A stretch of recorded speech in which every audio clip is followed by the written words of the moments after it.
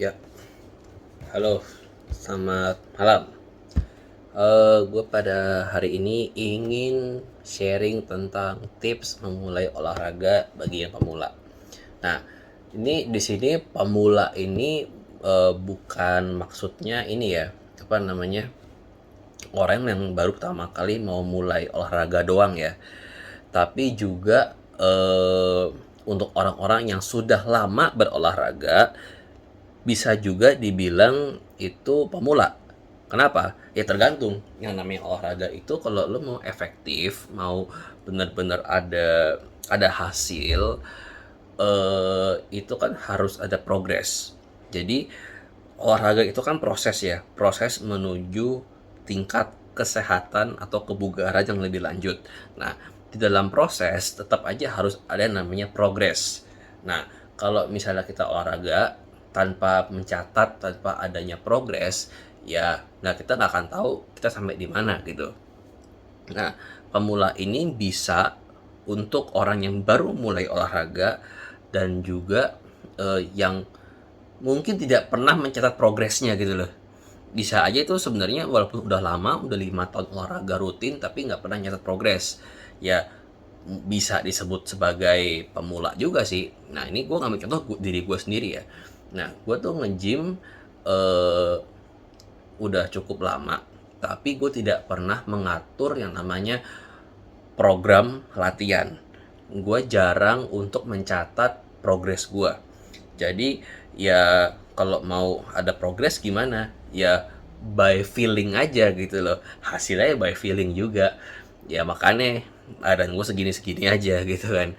Nah tapi mulai tahun 2020 pertengahan itu gue mulai mencatat progres gue dari yang namanya program latihan gitu ya, program latihan habis itu beban yang bisa diangkat, terus berapa kali ngangkatnya itu gue catat semua ada recordnya. Jadinya untuk progres, untuk lebih maju lagi itu gue ada patokannya gitu. Nah ini bukan cuma untuk sekedar angkat beban, gue ngomong panjang lebar di angkat beban karena gue sendiri juga olahraga utamanya lebih ke angkat beban ya. Nah tapi untuk olahraga yang lain pun juga bisa gitu loh. Misalnya kayak olahraga lari, olahraga sepeda, berenang, ya itu kan juga bisa gitu kan. Misalnya gimana, pakai catatan aja gitu. Misalnya lu hari ini kuat lari berapa kilo dalam waktu berapa lama.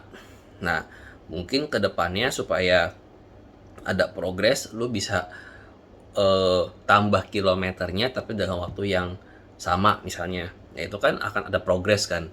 Berarti lu mungkin bisa lari lebih cepat tapi napas lu lebih kuat, stamina menambah gitu kan ya. Nah, olahraga ini pun juga penting untuk semua orang. Oke. Jadi selain tips pertama tadi ya tentang pencatatan progres, itu penting banget. Terus yang kedua, semua orang butuh olahraga. Kenapa? Olahraga itu bukan sekedar lu apa namanya, membakar kalori atau supaya sehat doang gitu. Tapi dibalik itu semua yang namanya olahraga itu kan kita seperti terapi ya. Kita misalnya udah kelamaan duduk kayak begini, capek ya kita stretching lah, atau kita angkat misalnya terlalu lama nggak balance nih antara yang depan sama yang belakang nih ya. Nah yang depan bisa terlalu kayak duduk ini kan lebih menyempit. Nah kita bisa angkat beban, latihan back untuk supaya nggak bungkuk, supaya lebih apa ya namanya ya, ya nggak bongkok sih ya, gue juga nggak tahu istilahnya apa, istilahnya nggak bongkok, lebih tegap, sorry, lebih tegap.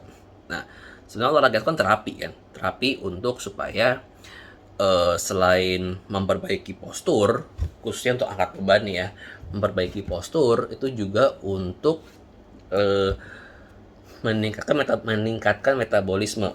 Kenapa? Karena kalau lo angkat beban, otot kita bertambah, metabolisme kita meningkat.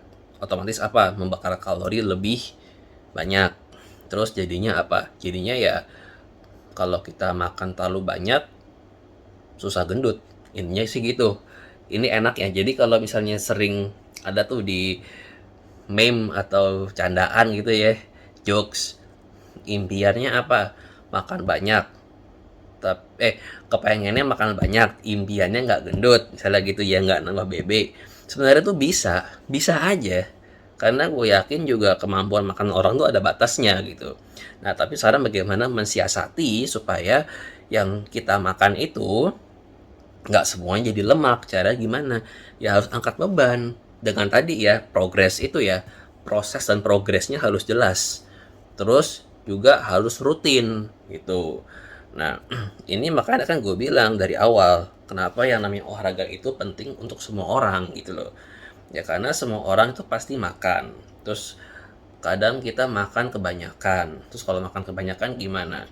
BB naik terus gimana? Terus bete, merasa diri kurang ini, kurang itu, kelebihan ini, kelebihan itu. Nah, dengan kita angkat beban, itu bisa membantu manage yang namanya berat badan. Kalau kita angkat beban, eh, ototnya naik, metabolisme naik, kita bakar kalori lebih banyak. Terus kalau kardio gimana?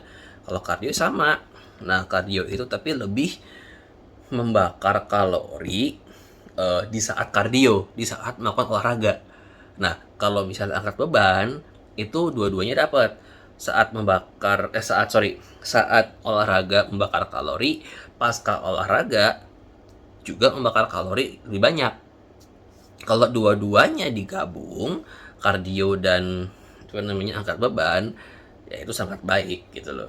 Nah, kalau gue sih menyarankan sih balance ya antara weightlifting dan angkat beban, weightlifting dan kardio, sorry, itu harus seimbang ya, maksudnya dua ini dilakukan gitu loh.